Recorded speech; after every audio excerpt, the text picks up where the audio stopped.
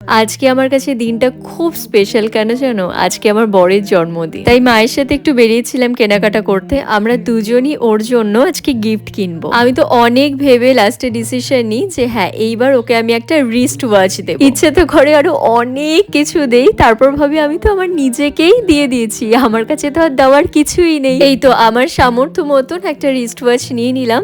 ঘড়িটা একটু পরে তোমাদেরকে দেখাচ্ছি। পরের দিন সকালবেলা ওকে নিয়ে গেছিলাম একটু মায়ের মন্দিরে পুজো দিতে। সকাল সকাল পুজো দিয়ে নিয়েছি, কারণ আজকে আমি সারাদিন ব্যস্ত থাকবো, রান্নাবাড়ি করতে হবে। ওর মধ্যে আবার টুক করে গিয়ে দোকান থেকে কেক নিয়ে এসেছি একটা। ও এলেই তো কেক কাটবো, তো তার আগে চলো রেডি হয়ে নিই। দুর্গাপূজার আগে যখন শান্তিপুরে গেছিলাম তখন ওখান থেকে না দুটো শাড়ি নিয়ে এসেছিলাম একটা দোকান থেকে।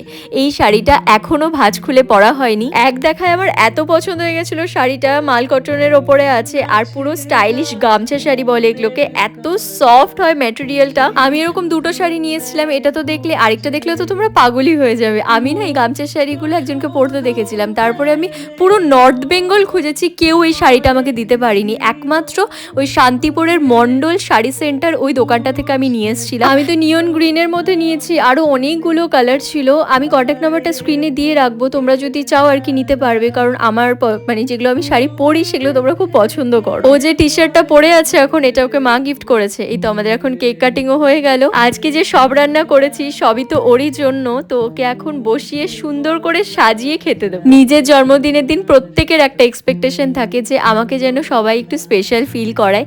আমার যতটুকুন সামর্থ্য হয় আমি প্রত্যেকবার ওকে স্পেশাল ফিল করানোর জন্য যা যা করণীয় করে থাকি। ইচ্ছে ছিল আরো ভালো কিছু দেওয়ার, কিন্তু দিতে পারিনি এইবার। যতটুকুন বুঝলাম যে ও এটা পেয়ে কিন্তু অনেক খুশি।